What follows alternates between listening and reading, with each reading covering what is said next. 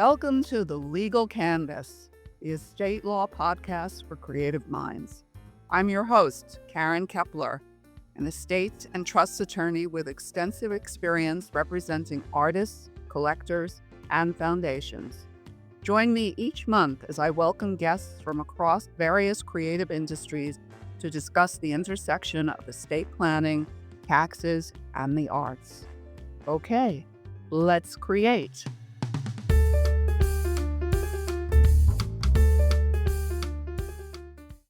Welcome to The Legal Canvas, where we explore the intersection of the law and creative arts.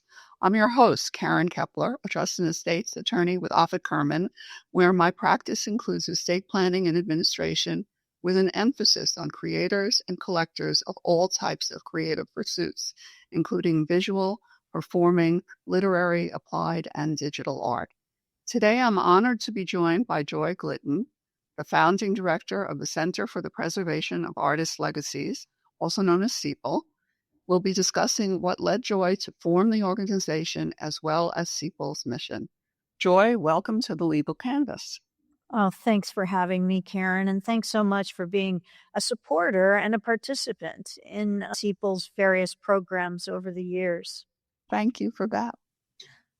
Joy, you formed CPAL in 2020, but you've been involved in the art world for many years before CPAL came to be. Let's talk about your journey.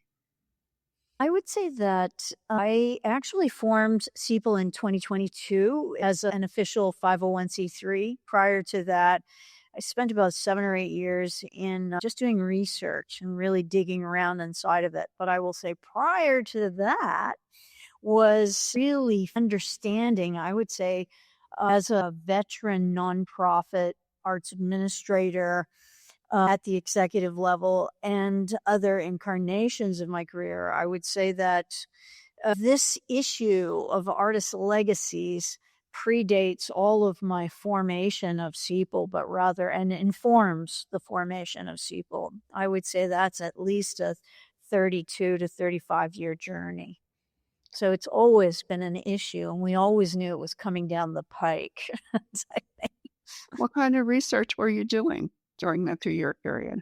Yeah, it was speaking to artists, finding out about content, space, how to measurements, quantifiable relationships to selection, to vetting, what should be, what should not be, what the footprint looked like, how people thought or other arts administrators thought about cross-merging multiple legacies in a single location, which is what we're trying to do here at the Center for the Preservation of Artist Legacies.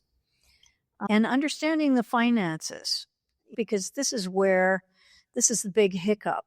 This is the big problem with the legacy field, is it is prohibitively expensive for many artists to begin the engagement, trying to find solutions that make financial sense as well. And at what moment did you realize that preserving an artist's legacy needed to be your mission? I come to you as, again, someone who literally did their first fiscal transaction between art and money at the ripe old age of 4.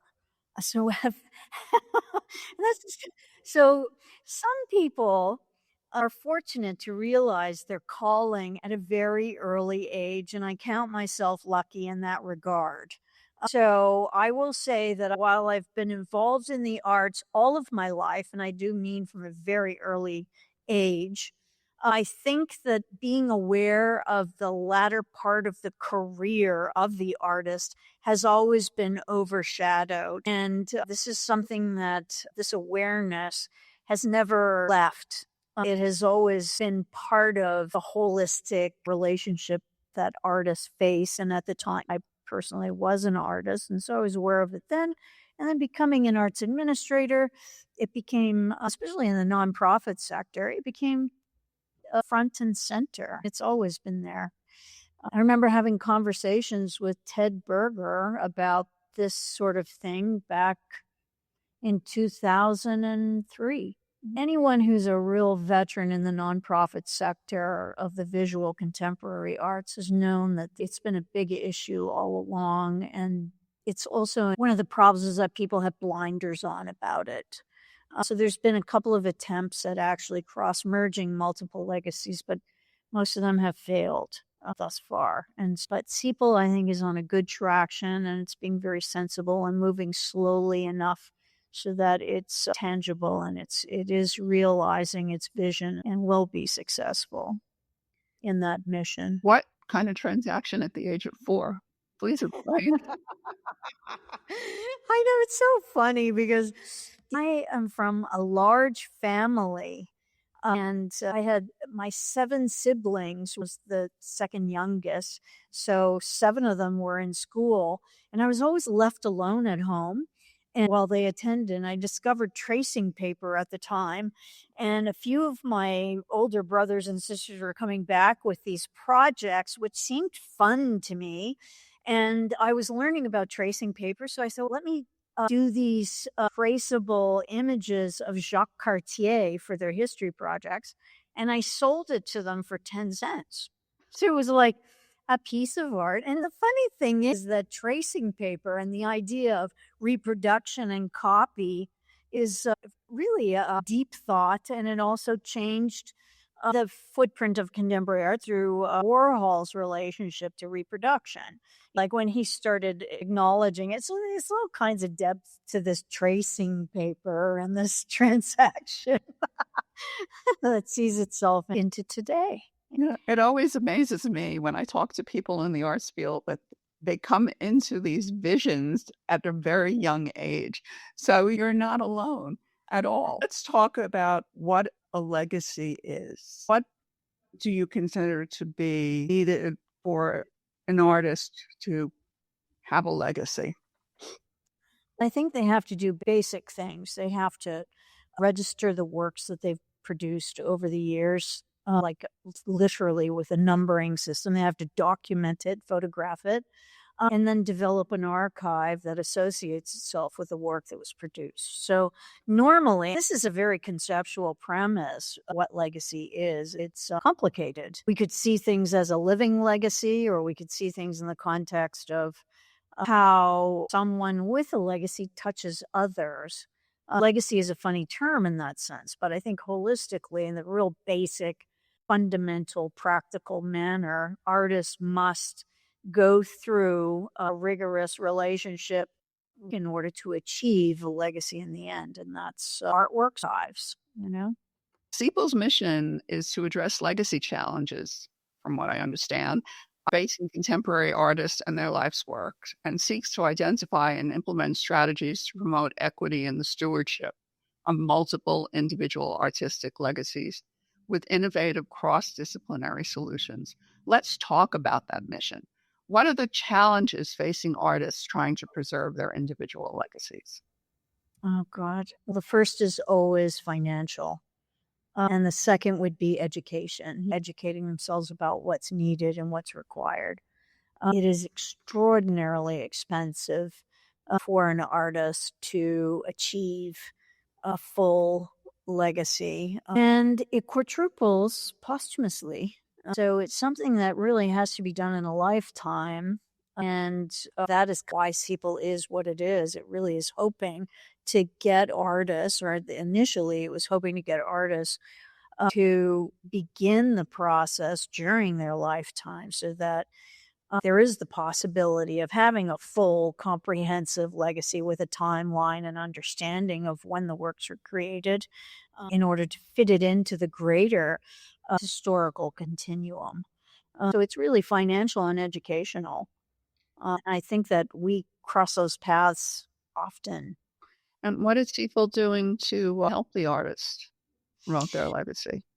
I think that they have to have one, first and foremost. So we spend a lot of time doing private consultations that are free. So these half-hour consultations with artists. And then we give them a very basic template, like a task list, how to move forward, to just begin the process And then they usually come back to us and say, okay, I've done this and now I need this. And then who do you recommend in terms of a lawyer or an appraiser, or depending on where they are, and if it's the artist or if it's a family member or a loved one, we'll advise them accordingly. Other than the financial and educational challenges facing artists trying to preserve their individual legacies, what other challenges might they be facing? So in order to get anywhere near a legacy, it has to be justified. Are you showing? Is there a reason for it? Is there finances there to actually help develop it? And we never place ourselves, CPAL does not place itself in the position of saying you should have a legacy, you should not. That is not what we're doing. But whoever comes to us without judgment, we try and give them as much information about how to proceed with their legacy.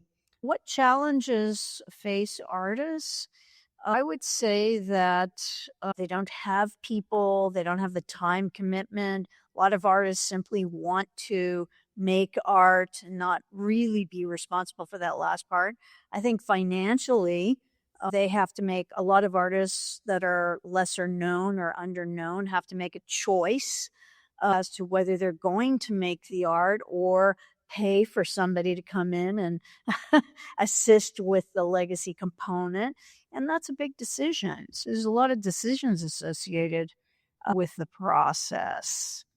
So some of the programs and the services CPAL offers is our annual conference that talks about the year's different premises that we explore that help artists or introduce new subject matters that artists actually get into. We do free half-hour consultations, artist roundtables. There's legal appraisal and archival clinics that we do. There are a lot of activities, and people stay pretty close to our emails and in attendance and whatnot to try and get the best information, and recommendations are needed. They're required. We are very happy to extend that information as well.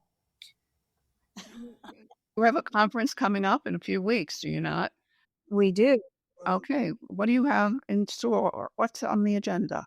The conference this year is about objectives, actions, and outcomes. So on day one, for example, panelists tackle the core questions of intent in legacy planning, examining how priorities are identified and goals eventually take shape. This day explores how the objectives are translated into enduring impact and ensuring that the artist's work maintains visibility, which is a big issue. Because a lot of artists, if they pass, the work dies with them and it never is recorded, and the historical continuum gets a little askewed. So day one is really about setting priorities. Day two are the actions that one artist should take in order to actualize their legacy. Day two is safeguards artistic legacy, and it's more of a legal frameworking day, and tax structures and estate appraisals. This is the day that you will be with us, Caryn, and you're doing a case study, which I think will be exemplary for artists to hear and see and understand exactly what goes into the core components of this. And day three, panels focus on measurables like the results of emerging technologies and tracking ongoing progress and how to do that. It highlights long-term considerations. And so we're also looking at participants exploring stewardship and types of outcomes, oral histories, what's happening with ever-changing technology that impacts video artists and performance artists perhaps a little more severely. But yeah. So it's an exciting roster of people, I must say. This year we have on the first day Alyssa Nickton, who's the executive director of Leslie Lohman Museum. We also have Francis Greenberger from Art My Pavilion, Shamim Momin, who is the chief curator and director of the Bronx Museum, Jacob Proctor from the Smithsonian. We have the Guggenheim Library archivist. There's any number of estates that are represented through Catalogue Bressonnet, such as the David Smith's estate, the Ellsworth Kelly estate, etc., and Ramir Bearden estate, the Nancy Graves estate, and Rauschenberg Foundation is present. Day 2 in conversation is Dia Vish, who's the commissioner, New York City DCLA, so Department of Cultural Affairs. Jane Haight is the founder and chair of the Center for Art Research and Alliance. Judith Wallace, Julia Gletche, who is founding partner of Artist Estate Studios, and of course, Caryn Keppler, the principal at Offit Kurman, who will be in conversation with Alex Lee and Paula Baldoni, I believe. There's so many amazing people that participate in this. Kenta Murakami, the director of Otazar, Michael and Susan Hort, the Remy Hort Men Foundation, who's an amazing, outstanding collection, is usually seen during the fairs. They usually open their doors up, but it's housed on Hudson Street. It is outstanding. They are outstanding collectors, and they will have a pavilion at the Art My Pavilion at Chatham. All the way to Rebecca Clems from Electronic Artist Intermix and Waldenstein Plattner Institute. Put together quite a list of people. Let's go back to day 1. Okay. If you wanted to set priorities, what would be the top 3 priorities that an artist would need to set? I think the first thing they have to do is understand that all the works have to be registered. That is a real priority. Open copyright registration, or that is part of it, but really just giving things a number if you really want to get into the basics. And then they have to be photographed and documented and aligned with the number. And then that has to go into some kind of a timeline of sorts in order to have a critical interest by a scholar, by a historian. All of that work has to be done. An artist will not be seen or taken seriously or etc. if they do not take care of their initial legacy. You're talking about an inventory, are you not? Inventory, yeah, but it is almost more than an inventory, because while it is data and it is the archival system, it is an inventory of artworks and where those artworks are, where they reside now, where they have what that perhaps the provenance of that inventory is. And it just all has to be made logistical and part of a comprehensive trajectory. It's a lot of busy work for an artist. You see a lot of pushback from them. I know I do, but it's always the first priority. I tell them, how is your archive organized? How do you know where things are, how much they've sold for, when they were done, etc.? Yes, indeed. So the first thing is really registering items and documenting. For me, anyways, I would suggest, and then go into the archive. And because of the inventory, as we are referring to it, the artworks, once they are cataloged, it informs the archive and it starts to create some kind of a timeline. Now, once those two components are done, then they've got to start looking at the legal aspects and setting up perhaps what they want to be. Is it be a trust or a foundation? What kind of a foundation? What kind of a trust? And speak with the right people about that next stage. Which leads us to the action items. Yes. Can you give me 3 top action items that an artist should be looking at? They have to decide what they want in terms of the formality of the estate do they want to put it into, as we said earlier, a trust or a foundation, and what type of a trust and what type of a foundation do they wish to. Really, the fact that if there's not a lot of money involved, then perhaps they shouldn't be looking at the idea of a foundation at all. Because really, the 5% clause that the IRS kicks in and really requires artists to take a different approach. So unless they're 11 million plus, I don't think it's really worth going into the concept of a foundation, but rather staying as a trust and making it a little more manageable. I always love to hear from you on that note, but that's after most of my research. This is what I've concluded, which I think is pretty accurate. That it's because it takes a lot of work to maintain a foundation. The other thing is, where is the work going to live? What should be kept? It's just like an endless group of problems associated with the latter part of an artist's career. They've accumulated tons of work, and how is it maintained? Who's taking care of it? That's a whole other kettle of fish as well. Yeah, there's a lot that goes into it. Let's talk about the effects of social media. How is that affected, for better or for worse, the planning of a legacy? I think it's a bonus. I think it helps a lot. It captures data and whatnot. There's a lot of problems associated with too much. The data footprint or digital hygiene, as Jacob Proctor mentioned once, digital hygiene. What is digital hygiene? It's just being responsible for your digital footprint and keeping it clean and getting rid of what's unnecessary and not needed. But in the legacy field, the digital component is huge. Everything is going into digital. On the other hand, analog and paper goods are the thing we want to deal with more readily, because it's just more exciting to have paper, and it's textile and tactile and its texture and wonderful to see and deal with. Of older artists, I have found, have a fear of social media. Do you find that?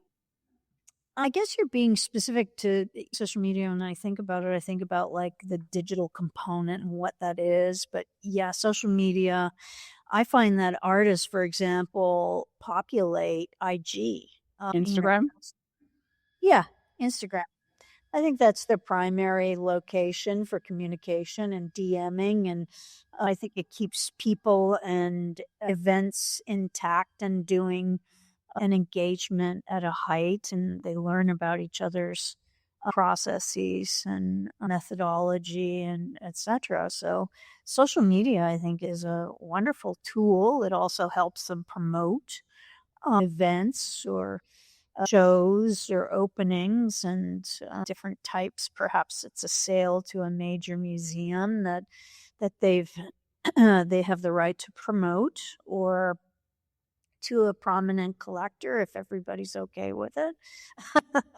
But I think these things help the career of artists. I don't think there's much negative there at all. I think it's a wonderful tool, and it should be used in all of its guise. Have you identified any disparities in the artistic community? Do you find that there is not enough emphasis on any particular group or groups?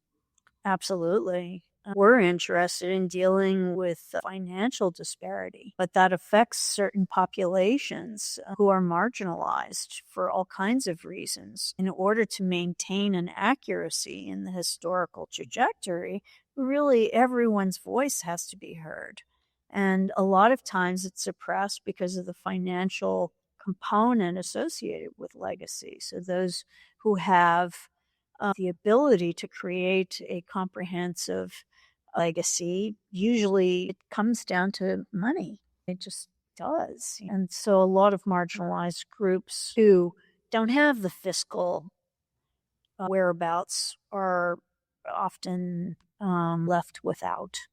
So we hope at CPAL that we are able to assist that particular group of people. Let's talk about CPAL a little bit. Has CPAL evolved? Has anything changed since it was formed? Are you finding new complexities or new issues that are facing the artistic community? Yeah, I seem to always come back to the financial. But of course, we evolved. We were given a 10,000 square foot space, which helped us actualize the premise itself. This is almost 90% of it is all of the space game as well. How much space do you have in order to place this much work in order to actualize? So we are the very first of its kind that's actually successful in trying very hard to cross merge multiple artist legacy in a single location. So being given a 10,000 square foot space in the financial district is quite an evolution within 2 years of our mission and 2 years of formation. Let's talk about that space. What do you intend to do with that space? It is meant to be both a location where multiple artists, multiple legacies live. It is a place where public programming for artists will exist, like the conference will take place here. It will be an exhibition location, so we can do a certain amount of promoting of the artists that are in our roster of, as described, like multiple artists coming in. I think we've managed to figure out how we can bring in somewhere between 10 to perhaps 50 artist legacies, and to house both, and this is the unique part, house a percentage. I'm not saying whole legacies can live here. I think it's about quantity and it's about vetting. How much can we bring in? What can we handle properly and circulate? So also sunset. We are going to engage with the trustees. The idea of placing art, the idea of promoting the artists, as well as carrying on our programs. This summer, we have developed a program to train workers in legacy administration, specifically first phase, which seems like the most daunting one for artists. So those training people how to deal with documenting, registering, archiving methods for all mediums. As it's not a one shoe fits all. Every medium requires a specification of handling and how works really do enter inventory. And so artworks and archives. And so our summer program will be quite exciting. We're still working out the nuts and bolts regarding how many artists we can actually get in here. And the idea of off-site oversight of certain legacies is something else that we will be doing. So the other components of our involvement has to do with fiscal. Like we've actually done a lot better this year than previous years. The staff has increased from one person to three, and then from 3 to now we are at 4, and sometimes we're up to about 8, depending on the event and the activity. With our fundraiser, we probably had 12 that were working. We have amazing committees, and our fundraising committee for our benefit this year, which Offit Kurman actually supported. And Caryn, you were wonderfully a part of that committee. Other committees are the conference committee, our board, Friends of CPAL, actually goes off-site to different legacy locations, coming and comes back and informs our board members or informs our staffing to decide how we're going to do rollout, because there's a lot of questions involved in cross-merging multiple legacies. How does the board intend to select those artists? That selection process has yet to evolve. We have to decide on it still. Those are challenging issues. There's a combination of it because a lot of artists have their own understanding of how it's going to work. The artists that we're looking for are financially going to participate in multiple ways. And it's a little bit hard for me to speak to this right now because it hasn't quite launched yet, Caryn. So those contracts that exist with artists, the idea is that the artist is paying CPAL a certain amount of money annually, small amount. Now, if you see a single legacy costing somewhere in the vicinity of 11 million, then you're thinking that probably foundation premise is maybe not for them, but rather they might want a different way of having a presence and having their legacy represented. That's not going to be so cost heavy. Perhaps they're photographers that don't have such a huge footprint and we can meet their condition reports and the HVAC is in place and we can actually house a few. It is a financial matter again. Like we have to sustain. At one point, we brought it down to about 65,000 per artist, but I think we can do better if we have less of the work and perhaps the archives are in place with other institutions. We can bring in and start working with legacies in a different manner.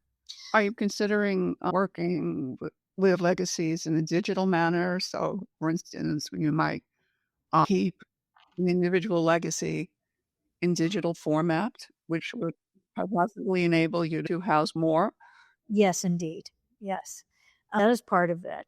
I've got to say that one very important note here is that we are all of 3 years old. And this is a profile that has never been actualized successfully in the past. So we are taking baby steps and moving forward very slowly to try and make certain that once our capital campaign in the space is done, that we bring in, let's say, the first 5 artists as case studies, or perhaps 10 we're hoping for. And that fiscal nut from each of the 10 artists then subsidizes the staffing who can really pay attention properly. And it's still at half measures. It's well below half measures. So it isn't that daunting chunk of money. But people have to come to us finished. Like their archives are done. Their work has been documented. It's in some form that we can actually, that's tangible, that we can work with, that our staff can actually engage with and help to promote, help to keep it alive. And at some point, perhaps they want to drift away and come back again at a later date. All of these things are possible. It's a very fluid premise. We can maintain oversight. I won't name the artist, but let's say there's a legacy, a very well-known artist legacy out in New Jersey where we'll be manning it, but it won't require us being on premise all the time. And it's got its own flush premise, a location, so we can stay here with the staff and just oversee and make sure that things are happening where they want public programming to occur. And this is the kind of thing that we will do, help maintain, help promote, and then also help financially balance out those who cannot afford a legacy at all. The idea is that those who really deserve a legacy and have made an impact, some of them just don't financially have the money to stabilize and to actualize. And so we're really trying to help that group as well. What advice would you give to an artist who doesn't have the financial means to be doing all of this? I think it's important to just do the work. So they can go to universities, talk to students. They can they've got to talk to loved ones about it, their immediate family members. There are cases where artists just don't have anybody, and that's it. That is real. But if they do, I think it's important to start establishing a support system. and to start really understanding this concept of succession, like what happens to this stuff, and not think in terms of, oh, my daughter can take care of it. And she's not going to. Let me just say this straight away. She has a life, and she is not going to give up her life to deal with someone else's, even if it's someone that is loved dearly.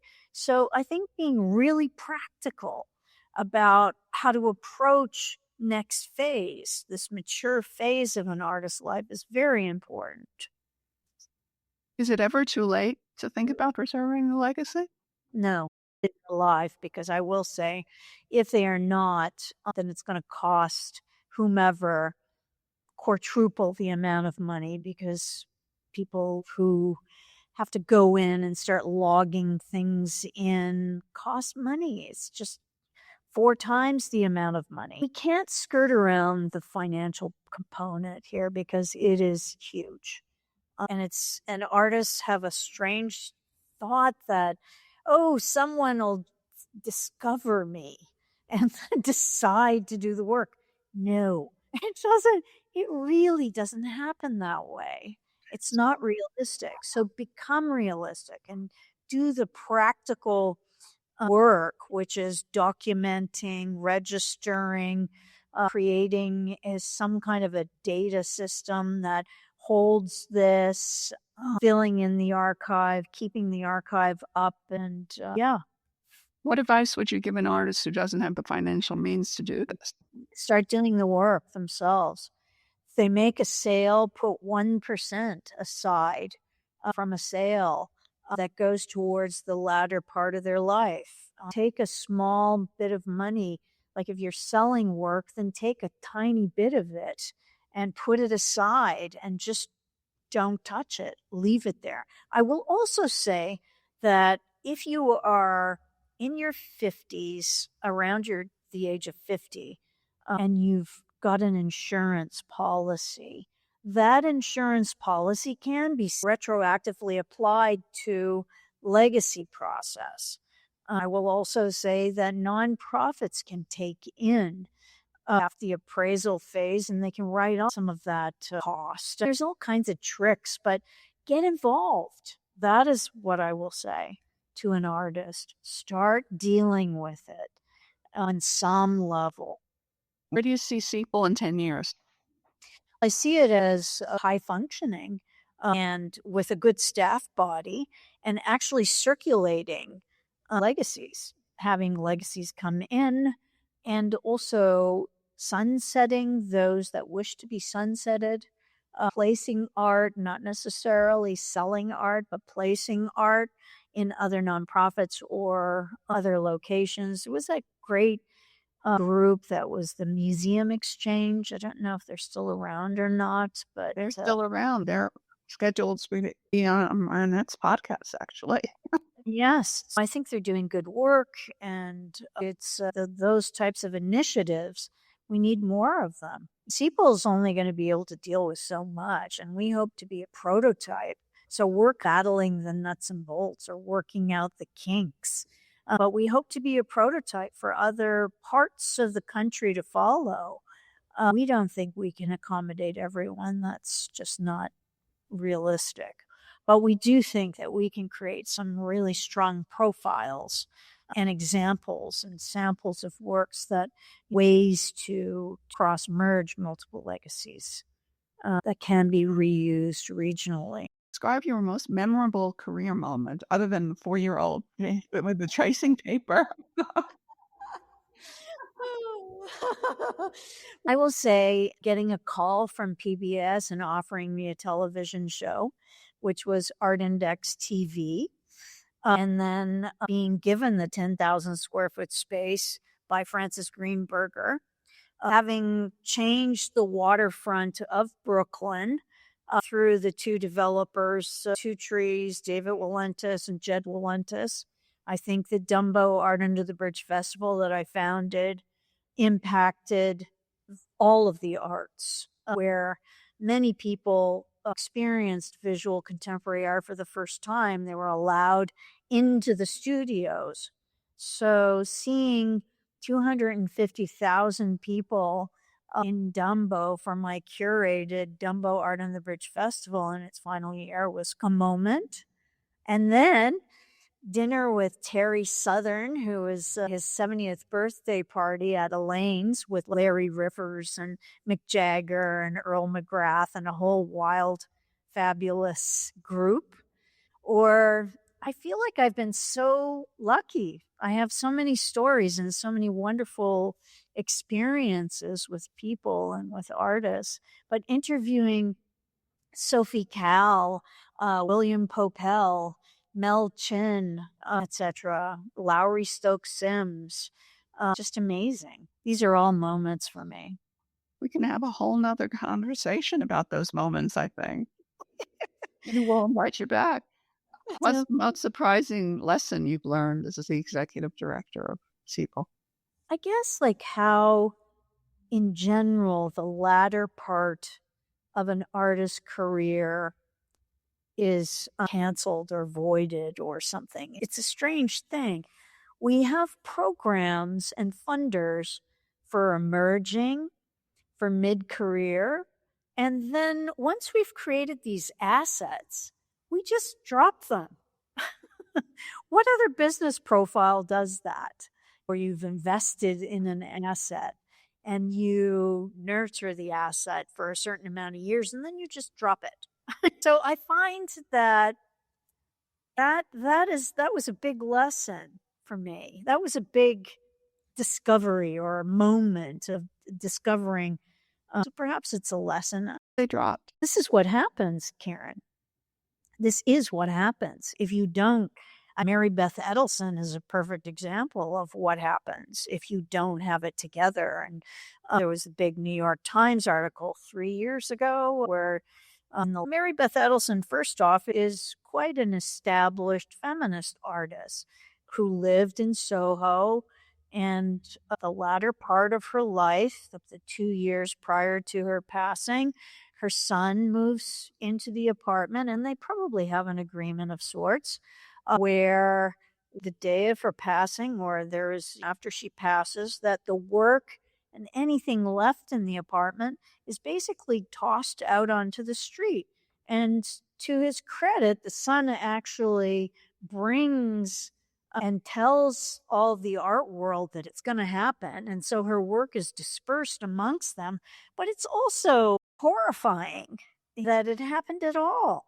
That you could see people walking away with major pieces of art that will no longer be seen, probably, or may show up on the auction or house and create a bit of a value issues. It was a sad moment. Yes, artists are often, doesn't matter how established you are, you have to take care of this legacy part so that there is a trajectory, there is a timeline, there is a time frame that you fit into, that people understand, and it helps us evolve as a nation, as a people, as part of humanity. We need the arts. So all of that stuff hopefully will not disappear. It's a big lesson to learn for any artist. Let's go to some rapid fire questions. What is one mistake that an artist has to avoid? One mistake an artist has to avoid. Oh boy. I think conflating prices. You've got to keep stable and keep steady and bring everybody along with them, like price-wise, gallery-wise, information. Everything has to kind of move together and flow together. I think conflating, like selling too high, often can easily kill a mid-career to established artist. I think it can equally kill a young artist who becomes successful for half a minute. It becomes a little bit of an ego bust, thinking that all of their work might be at that price. So pricing is a big, learn about pricing. Yeah. Name one thing that artists don't realize about the art market. About the art market, I don't think a lot of artists realize what it takes to keep a gallery open. And it's very challenging to keep things moving along and financially soyable. Biggest mistake in legacy planning? Entrusting, okay, this is going to sound so odd, but entrusting family with the task of taking care of it all. Who's your favorite up and coming artist? I have many. I liked the Summer Wheat. I liked, although she may not be so up and coming, Ali Errol, Tana Cruz, Teresa Baker. I don't know about up and coming, but I can say Beth Littman, Nola Zarin, and Amy Myers. I like them. Okay. Where do you see yourself in 10 years?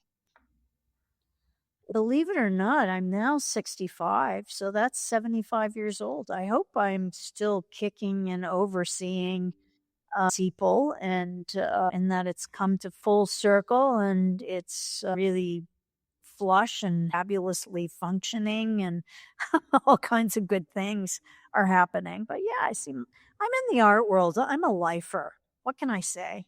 I've never been not in the arts and I've never questioned that.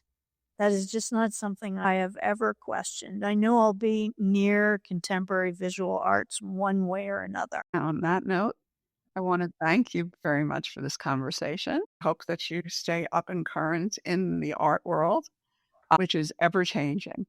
Yes, indeed. Trends and fads. Thank you very much, Joy. I look forward to seeing you at the conference in a few weeks. And thank you so much for inviting me. We'll see you soon. See you soon.